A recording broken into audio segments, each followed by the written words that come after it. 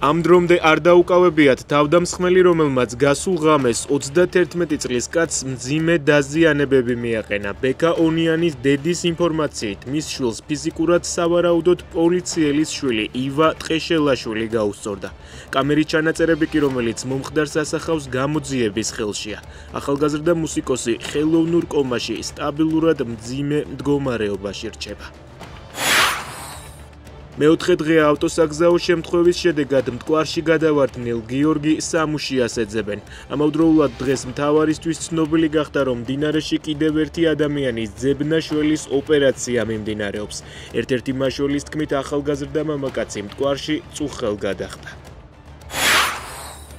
ნათლად განვაცხადეთ, თუ რა ნაბიჯების გადადგმა შეუძლია საქართველოს მთავრობას იმის საჩვენებლად, რომ სერიოზულად უდგება შეერთებულ შტატებთან ურთიერთობების გაუმჯობესებას.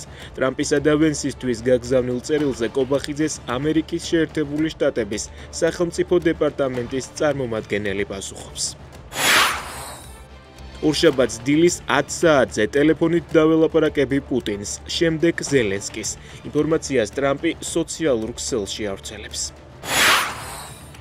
საქართველოს ზღვისპირა ქალაქებში ღამის საათებში ქარიშხალია მოსალოდნელი.